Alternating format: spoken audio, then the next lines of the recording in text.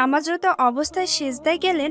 এমন সময় ক্ষুধাদ্রোহী পুরুষরা একটা উটের নাড়ি ভুড়ি এনে মাথার উপর চাপিয়ে দিল। মুহূর্তের মধ্যে তার পরিধেয় কাপড় চোপড় নষ্ট হয়ে গেল।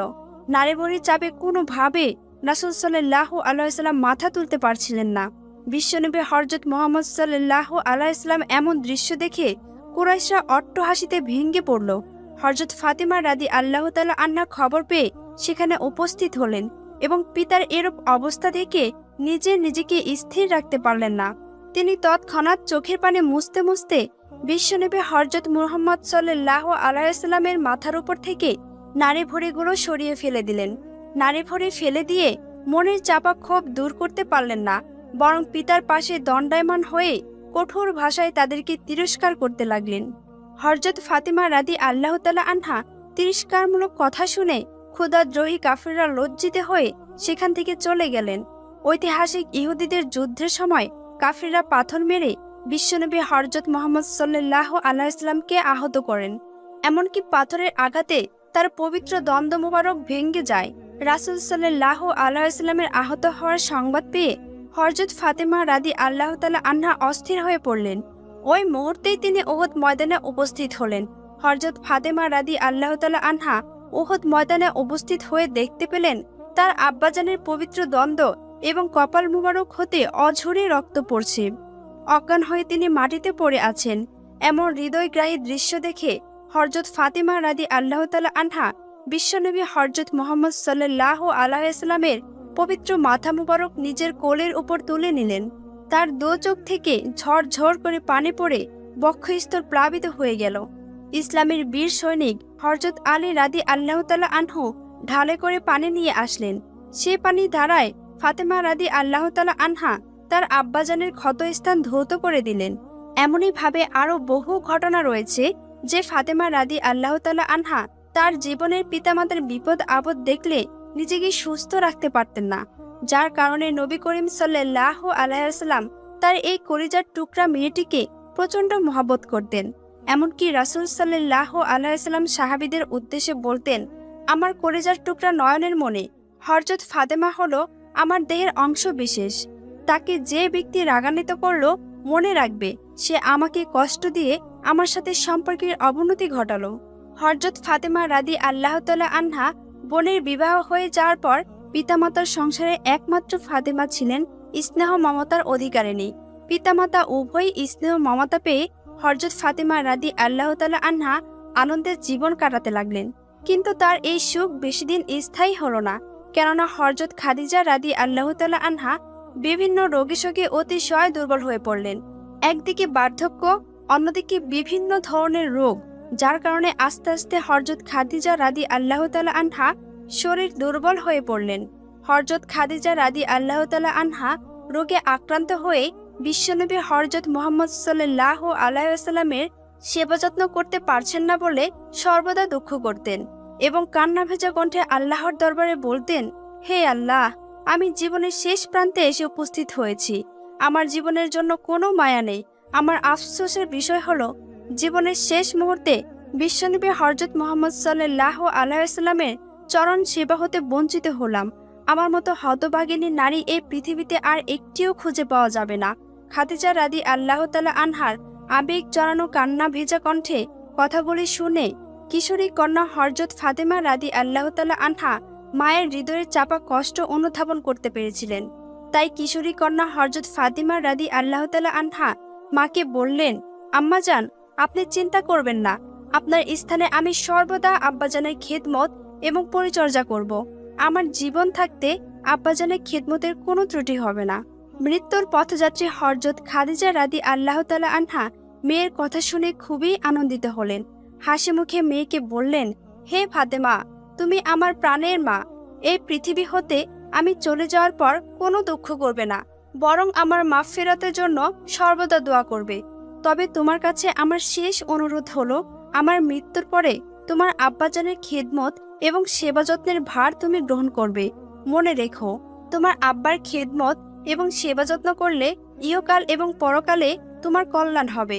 আমি রহমান রহিম আল্লাহর কাছে দোয়া করি, আল্লাহ যেন তোমাকে তোমার পিতার খেদমত করার সুযোগ দান করেন এবং তার খেদমতের বিনিময়ে আল্লাহ তাআলা যেন তোমাকে সমস্ত মানবজাতির মধ্যে শ্রেষ্ঠত্বের আসন দান করেন।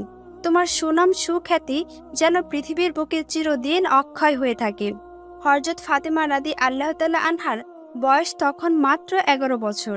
যখন তার মাতা হযরত খাদিজাতুল কুবরা রাদি আল্লাহ তাআলা আনহা ইন্তিকাল করেন, আম্মাজান খাদিজা রাদি আল্লাহ তাআলা আনহা বিদায়ের পর নবী করিম সাল্লাল্লাহু আলাইহি ওয়াসাল্লাম নিজেকে স্থির রাখতে পারলেন না।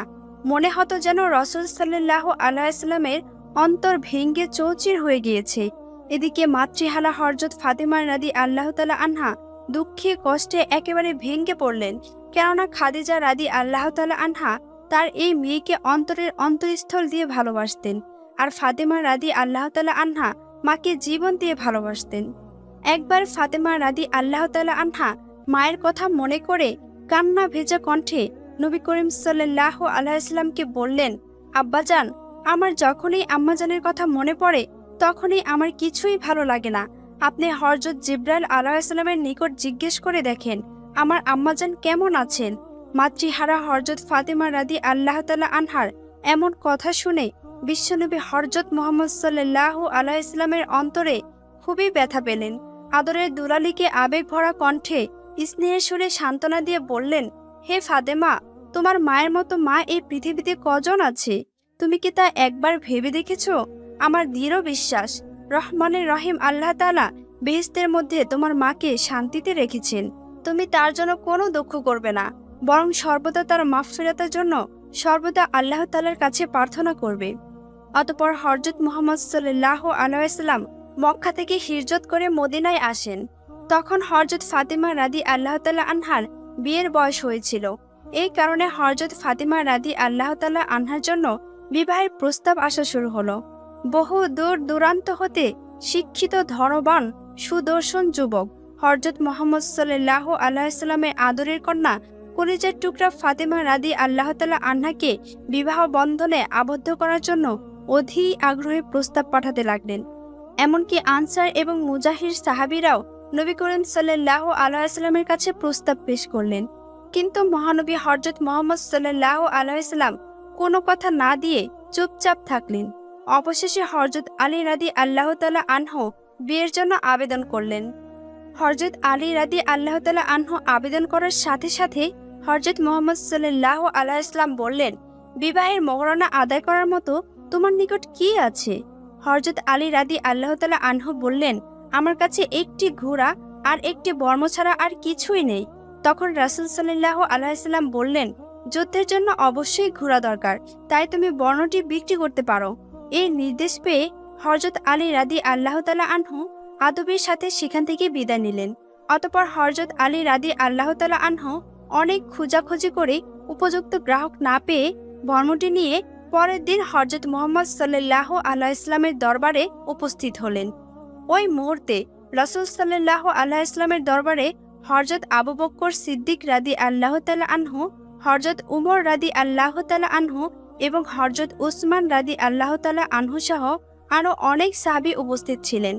তখন বিশ্বনবী হযরত মুহাম্মদ সাল্লাল্লাহু আলাইহি ওয়াসাল্লাম নিজেই উপস্থিত সাহাবীদেরকে লক্ষ্য করে বললেন, তোমাদের মধ্যে এমন কেউ আছো কি যে উপযুক্ত মূল্য দিয়ে হযরত আলী রাদি আল্লাহ তাআলা আনহুর এই বর্মটি ক্রয় করতে পারো? রাসূল সাল্লাল্লাহু আলাইহি ওয়াসাল্লামের কথা শোনা মাত্রই কাল বিলম্ব না করে হযরত উসমান রাদি আল্লাহ তাআলা আনহু বললেন, হে আল্লাহর রাসূল, আমি 480 দিরহাম মূল্য দিয়ে বর্মটি ক্রয় করতে প্রত্যাশিত। হযরত উসমান রাদি আল্লাহ তাআলা আনহু কথা অনুযায়ী হযরত রাসূল সাল্লাল্লাহু আলাইহি ওয়াসাল্লাম বর্মটি হযরত উসমান রাদি আল্লাহ তাআলা আনহুর হাতে দিয়ে দিলেন। হযরত উসমান রাদি আল্লাহ তাআলা আনহু মনের খুশিতে নগদ 480 দিরহাম দিয়ে বর্মটি কিনে নিলেন এবং এই অর্থ রাসূল সাল্লাল্লাহু আলাইহি ওয়াসাল্লামকে দিয়ে দিলেন। অতঃপর হযরত মুহাম্মদ সাল্লাল্লাহু আলাইহি ওয়াসাল্লাম টাকা নিয়ে হযরত আলী রাদি আল্লাহর হাতে দিয়ে দিলেন। অতঃপর হযরত রাসূল সাল্লাল্লাহু আলাইহি ওয়াসাল্লাম এর নির্দেশে হযরত আলী রাদি আল্লাহ তাআলা আনহু মসজিদে উপস্থিত হলেন। হযরত রাসূল সাল্লাল্লাহু আলাইহি ওয়াসাল্লাম নিজেই বিবাহের খুতবা পাঠ করলেন। খুতবা শেষ করে রাসূল সাল্লাল্লাহু আলাইহি ওয়াসাল্লাম উপস্থিত সাহাবীদেরকে লক্ষ্য করে বললেন, তোমরা সকলে জেনে রাখো এবং সাক্ষী থাকো, আমি 400 দিরহাম মোহরের বিনিময়ে আলী ইবনে আবু তালিবের সাথে আমার কন্যা ফাতেমাকে বিবাহ দিচ্ছি। এরপর হযরত মুহাম্মদ সাল্লাল্লাহু আলাইহি ওয়াসাল্লাম হযরত আলী রাদিয়াল্লাহু তাআলা আনহুকে সম্বোধন করে বললেন, আমি আমার কন্যা ফাতেমাতু জোহরাকে 400 দিরহাম মোহরের বিনিময়ে তোমার সঙ্গে বিবাহ দিলাম। তোমার এতে সম্মতি আছে কি? তখন হযরত আলী রাদিয়াল্লাহু তাআলা আনহু বললেন, আলহামদুলিল্লাহ, কবুল।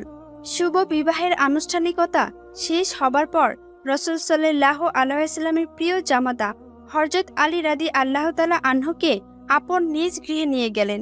যেহেতু আলী রাদিয়াল্লাহু তাআলা আনহুর নিজস্ব কোনো বাড়ি ছিল না, তাই ফাতেমা রাদিয়াল্লাহু তাআলা আনহা তার বাবার ঘরেই থেকে যান। বিয়ে শাদীর পর হযরত আলী রাদিয়াল্লাহু তাআলা আনহু একা একা থাকা আর সহ্য হলো না। এক পর্যায়ে তিনি ফাতেমা রাদিয়াল্লাহু তাআলা আনহাকে সর্বদা কাছে রাখার ইচ্ছে পোষণ করলেন, কিন্তু তিনি তাকে নিয়ে কোথায় রাখবেন? তার তো কোনো ঘর বাড়ি ছিল না। তিনি নিজেই থাকেন পরের বাড়িতে।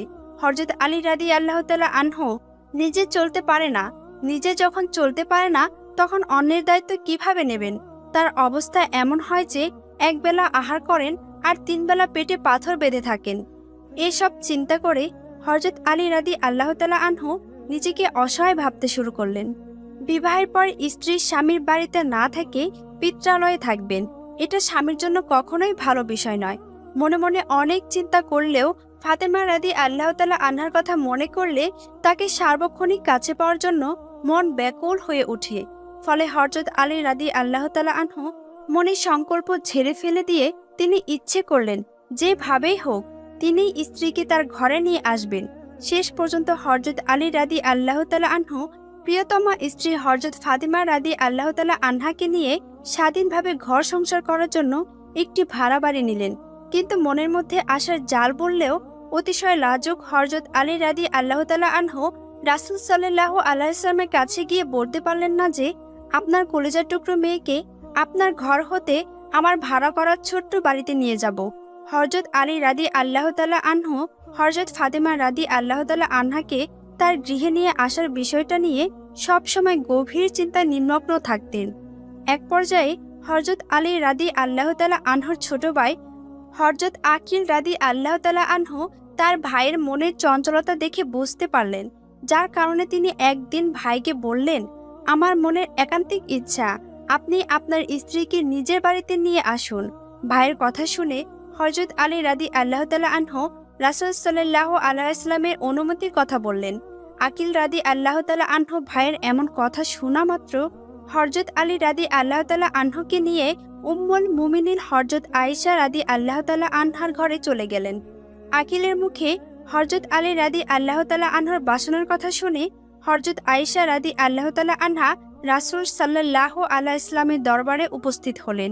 হযরত আয়েশা রাদিয়াল্লাহু তাআলা আনহা সালাম দিয়ে নবী করিম সাল্লাল্লাহু আলাইহি ওয়াসাল্লামকে বললেন, আমার চাচাতো ভাই হযরত আলী রাদিয়াল্লাহু তাআলা আনহু আপনার কলিজার টুকরো মেয়ে এবং তার স্ত্রী হযরত ফাতেমা রাদিয়াল্লাহু তাআলা আনহাকে তার নিজের গৃহে নেয়ার জন্য বিলাসী হয়েছেন।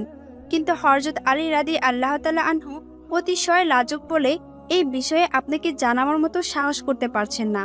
হযরত আয়েশা রাদিয়াল্লাহু তাআলা আনহার মুখে এই কথা শুনে হযরত আলী রাদিয়াল্লাহু তাআলা আনহুকে বিশেষভাবে নবী করিম সাল্লাল্লাহু আলাইহি ওয়াসাল্লামের সামনে উপস্থিত হওয়ার জন্য বললেন। লাজুক হযরত আলী রাদিয়াল্লাহু তাআলা আনহু আদবের সাথে তার সামনে আসলেন। হযরত আলী রাদিয়াল্লাহু তাআলা আনহুর আনন্দ দেখে রাসূল সাল্লাল্লাহু আলাইহি ওয়াসাল্লাম বললেন, আলী, তোমার কি ইচ্ছা? আমি তোমার স্ত্রী ফাতেমাকে আমার ঘর থেকে বিদায় করে দিই। তখন হযরত আলী রাদিয়াল্লাহু তাআলা আনহু আদবের সাথে বিনীত হয়ে বললেন, ইয়া রাসূল সাল্লাল্লাহু আলাইহি ওয়াসাল্লাম, আমার এটাই আরজি। হযরত আলী রাদিয়াল্লাহু তাআলা আনহুর মুখে হ্যাঁ বোধক কথা শুনে রাসূল সাল্লাল্লাহু আলাইহি ওয়াসাল্লাম কিছু দিরহাম তার হাতে তুলে দিয়ে বললেন, বাজার থেকে আটা, ঘি ইত্যাদি কিনে আনো। অতঃপর আলী রাদিয়াল্লাহু তাআলা আনহু বাজার করে নিয়ে আসলেন। অতঃপর রাসূল সাল্লাল্লাহু আলাইহি ওয়াসাল্লাম নিজ হাতে রুটির সঙ্গে পনির, ঘি ইত্যাদি মেখে লজিস নামক এক প্রকার খাদ্য তৈরি করলেন এবং উপস্থিত সকলকে খেতে দিলেন। একটি পেয়ালাতে অবশিষ্ট লজিস ভরে তিনি বললেন, এইটুকু হলো আমার মেয়ে এবং তার স্বামীর জন্য। অতঃপর রাসূল সাল্লাল্লাহু আলাইহি ওয়াসাল্লাম নির্দেশক্রমে ফাতেমা রাদিয়াল্লাহু তাআলা আনহাকে উপস্থিত করা হলো। নবী করিম সাল্লাল্লাহু আলাইহি ওয়াসাল্লাম ফাতেমা রাদিয়াল্লাহু তাআলা আনহাকে হযরত আলী রাদি আল্লাহ তাআলা আনহুর হাতে তুলে দিলেন এবং বললেন, হে আলী, মাতৃহারা কলিজার টুকরা নয়নের মণি ফাতেমা তোমার কল্যাণের কারণ হোক। অতঃপর ফাতেমা রাদি আল্লাহ তাআলা আনহাকে লক্ষ্য করে আবেগ জড়ানো কণ্ঠে বললেন, হে ফাতেমা, তোমার স্বামী আমার জামাতা হযরত আলী রাদি আল্লাহ তাআলা আনহু সার্বিক দিক দিয়ে প্রশংসার যোগ্য। এখন তোমরা উভয়ের মধ্যে মধুর সম্পর্ক স্থাপন করে নিজ গৃহে বসবাস করো। রাসূল সাল্লাল্লাহু আলাইহি সাল্লামের নির্দেশে এবং দোয়া নিয়ে হযরত ফাতেমা রাদি আল্লাহ তাআলা আনহা হযরত আলী রাদি আল্লাহ তাআলা আনহুর ঘরে গেলেন।